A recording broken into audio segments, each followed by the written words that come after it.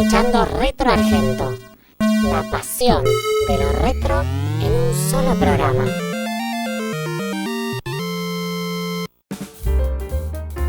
Señoras y señores, en este primer programa de Retro Argento Radio en la 92.1 queríamos hablar con él.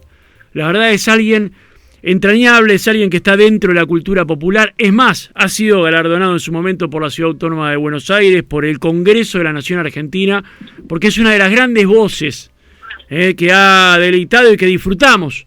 Y seguimos disfrutando de alguien como Pedro Pelusa Suero, que lo tenemos del otro lado. Pelusa, ¿cómo estás? Luciano Osorio te saluda y como siempre es un gusto escucharte. Hola Luciano, ¿cómo estás? Muy buenas tardes.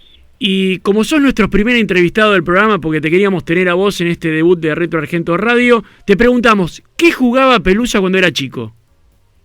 Ay, Dios mío, bueno, en realidad la cosa es interesante como pregunta, porque mi mamá, que era educadora, aprendió que si me regalaba herramientas, sí, a mí toda la familia me regalaba juguetes, pero mi mamá me regalaba herramientas, y entonces yo desarrollé una habilidad manual muy particular. Me hacía mis barquitos, finalmente en mi adolescencia empecé a arreglar guitarras, hice guitarras que sonaban muy mal, pero las hice. Así que bueno, no sé si la respuesta es la correcta respecto sí. de con qué jugaba cuando era chico, ¿no? Obvio, tenés una gran relación con la música, ¿no? Desde muy temprano. Bueno, eso sí, porque yo nací en casa de músicos. Mi madre era pianista, mi tía era pianista, mi tía era mejor pianista que mi madre, y en mi casa los amigos eran mayoría músicos, inclusive se ensayaba un coro de 16 personas, o sea que yo mamé música desde que nací. Y posteriormente empecé a tener un dúo, después un trío, después un cuarteto, un quinteto. Con ese quinteto trabajamos con Marianito Mores y la orquesta de 60 profesores. Nos llamaban el coro de Marianito Mores, pero éramos 5. 2 temporadas en Radio Belgrano, ya no me acuerdo los años, pero bueno, son unos cuantos. Pero los grandes éxitos de Mariano Mores los grabamos en mi Odeón, con el quinteto vocal que teníamos en ese momento. O sea que la música fue muy importante para mí y sigue siéndolo, ¿no? Es decir, no se puede dejar de ser músico. No obstante, la oportunidad fue para otro lado y bueno, supongo que vamos a hablar de eso, ¿no? Sí, exactamente. Y lo que es la identidad de una voz, ¿no? De lo que es la relación con la radio, lo que es también incursionar en la comedia, en la actuación, porque yo creo que no debe ser fácil. A ver, a muchos de nosotros nos cuesta cuando tenemos que hacer algún copete o alguna artística donde uno tiene que... No es lo mismo decirlo cuando uno está haciendo un programa que actuar con la voz. No, posiblemente no. Bueno, pero sin embargo, como de alguna manera el ser intérprete es trasponerse a otra postura que no es la del propio pensamiento, yo me adecué muy rápidamente a todo lo que eran las necesidades de mis clientes para que yo hiciera lo que ellos querían. Entonces, de esa manera pude ir modificando y modulando mi voz de tal manera que pude empezar a hacer personajes y cosas distintas de mi voz natural, ¿no? Bien, y a eso íbamos, ¿no? A todo lo que es tu historia con García Ferré, los grandes personajes que les has dado vida y que su voz es la voz de los personajes que la vida que le diste vos. ¿Cómo fue eso? ¿Cómo se inició esa historia con García Ferré? Bueno, yo cuando García Ferré me toma contacto conmigo, él no me conocía. La que me recomendó fue Mariona Aramburu, que era la voz de Anteojito, que era una muy buena cantante de jazz y que trabajábamos muchísimo juntos, y ella había empezado a hacer el personaje de Anteojito para García Ferré. Y cuando la tira de Anteojito y Antifaz necesitó tener otras voces, porque no alcanzaba el diálogo entre Anteojito y Antifaz, que era Pedro, no me acuerdo el nombre, caramba, son los 83 años que tengo, por ahí se me escapan las cosas.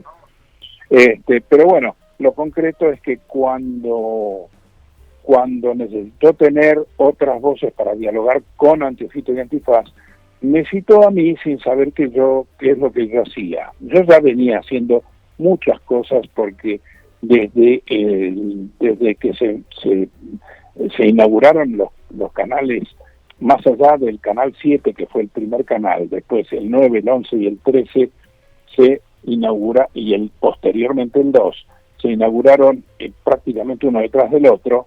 Empezó toda una competencia por grabación de jingles, claro, y de personajes, o sea, yo ya venía con muchísima práctica en hacer personajes, que yo había empezado por esas cosas del destino, a hacer personajes en el programa La Revista Dislocada en 1958. Y entonces en la Revista Dislocada yo hacía varios personajes, y a partir de allí esa misma habilidad la fuimos adecuando a la publicidad, y eso me puso muy práctico con la garganta. Y cuando García Ferré me llama, yo ya tenía muchísima experiencia. Y empecé a hacer algunos personajes para la tira Anteojito y Antifaz, pero personajes irrelevantes, personajes que por ahí estaban solamente en una emisión y en la siguiente los cambiaba y cosas de estilo. Hasta que él se cansó de la publicidad, porque la publicidad lo obligaba a cambiar los guiones 5 minutos antes de grabar, porque la publicidad necesitaba adecuarse al momento comercial de ese instante.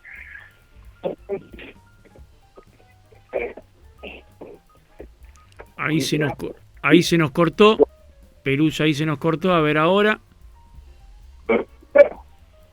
Ahora sí.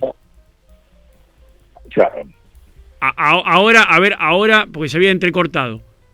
Bueno. Ahora sí, ahora espectacular, ahora sí. Macanudo. Bueno, quiero decir que cuando García Ferré se cansó de la publicidad, porque la publicidad lo apuraba permanentemente y hasta el último momento, él dejó de trabajar en publicidad, de hacer la tira de Anteojito y Antifaz, que era publicitaria, y pasó a hacer la tira de Hijitus. En Hijitus él ya me había visto flexible y me pidió Larguirucho, Pucho y el profesor Neurus. Y después de allí hicimos hice 16 personajes. Por eso, Pelusa, yo te pregunto, ¿cómo es cambiar de un lado al otro? Porque, viste, mucha gente hace un personaje, se queda con ese personaje, pero vos tuviste que hacer 16, a ver, digamos, diferentes tonos de voz, un montón de cosas. Bueno, ojo, 16 para García Ferré, trabajando dentro de una publicidad, o sea que de hecho no quiero ser pedante, pero no sé, cientos de personajes distintos. Posiblemente las diferencias no fuesen del color básico, pero sí la personalidad y las muletillas y un montón de cosas que son las decoraciones de cada personaje eran cambiantes. Por lo tanto, a mí no me costaba absolutamente nada cambiar de un personaje a otro.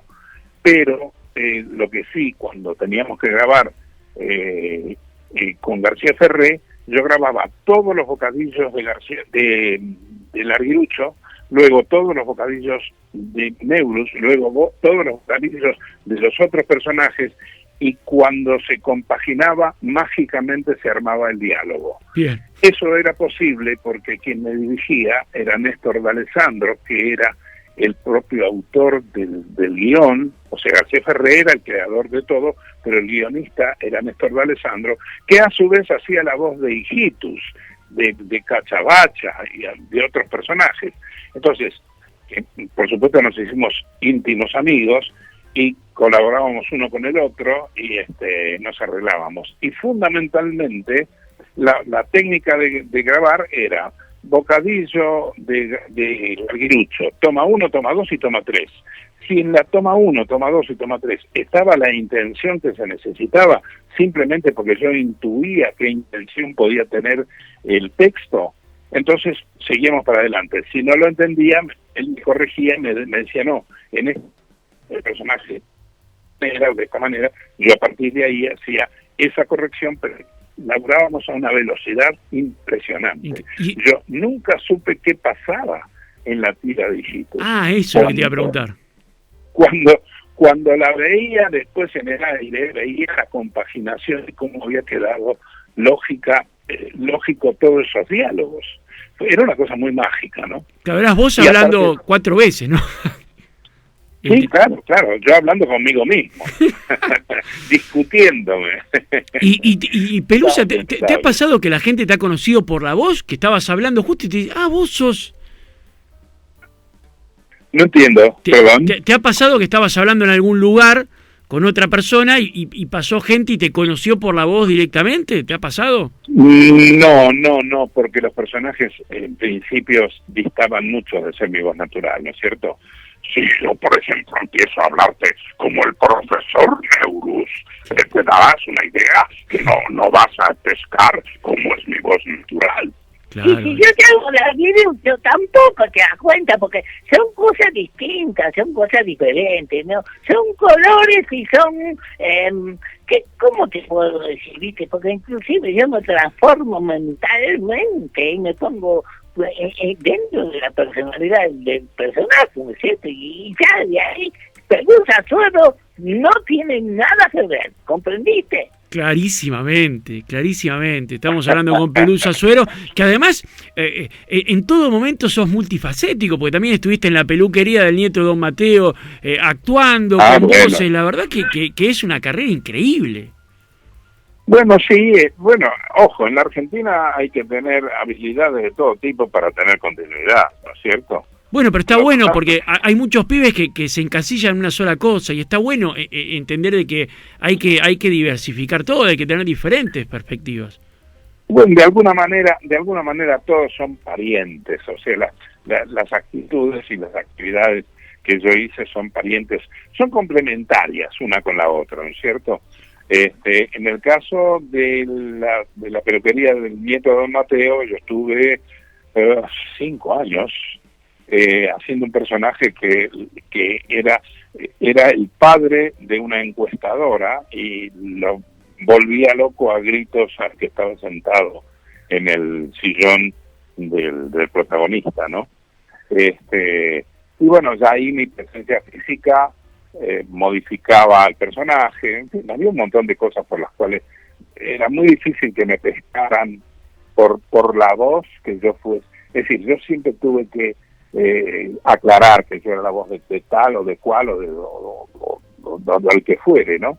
Porque mi gran preocupación es que ninguna de las voces se pareciesen y que todas las voces o todos los personajes tuvieran identidad sin necesidad de que se notara quién estaba detrás haciéndolo, ¿no? Exactamente. Pelusa, ¿y con cuál te quedás de los personajes de Hijitus? Con el que voy a hacer mañana, por ejemplo. Es decir, siempre el desafío. Yo me quedo con el desafío. Bien. Lo que ya hice está hecho.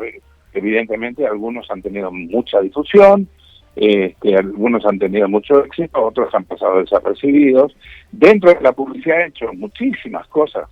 Es decir, en realidad yo he trabajado muchísimo más para la publicidad, como la publicidad no deschaba quién es la persona que está hablando detrás de la publicidad, la gente no podía reconocerme, pero yo he hecho más de 6.000 comerciales que han ido al aire. Ojo, estamos hablando que yo arranqué en la década del 60 y bueno, claro, todavía sigo dando vueltas, no con la presencia y con la asiduidad de aquellos años, pero sigo, notarás que mi garganta está bien y el cerebro todavía lo tengo más o menos amarrado y camina. Estás 10 puntos, por Dios. Para mí es un sueño, haber escuchado a Arguirucho hablándome es un sueño, la verdad. Yo te agradezco muchísimo. ¿Qué consejo le darías a la gente que capaz que recién arranca, que tiene ganas de arrancar con el tema de la voz, de hacer doblajes, de estar en el tema de darle vida a dibujos? ¿Cuál sería el consejo? En principio, yo creo que hay que tener muy claro cómo es la receptividad que tiene la gente respecto de un personaje. O sea, de acuerdo a la característica del personaje, uno tiene que adecuar el personaje a la receptividad que en ese momento tiene la gente. No son lo mismo los jóvenes de hoy que los jóvenes de aquella década del 60 donde yo empecé. Así que hay que adecuarse a cada circunstancia y a cada momento. Lo que es gracioso hoy, antes o no existía o era tomado como un exceso o como una estupidez. Mientras que las cosas de aquel momento, si se hacen hoy, quizá no tienen la relevancia que tendrían que tener. O sea que hay que adecuarse. Yo creo que hay que estar muy atento a la receptividad de las personas. Señor Pelusa Suero, gracias por hacernos feliz ayer, hoy y siempre. Agradecidos. No, gracias a ustedes que me dan la oportunidad de contar lo mío. Te agradecemos muchísimo. Gracias, la amabilidad, porque sé que estás muy ocupado y la verdad te agradecemos por esto y lo vuelvo a repetir. Gracias por hacernos feliz, por darnos un poquito de tu tiempo, porque has hecho feliz a muchos y seguís haciendo feliz a muchos. Gracias. Bueno, quedo a disposición de ustedes cuando ustedes quieran. Gracias, Pedro. Allí estaba Sí. Pelusa, Pedro Suero, un grande, una de las grandes voces de la cultura popular argentina que pasó por aquí en el primer programa de Retro Argento.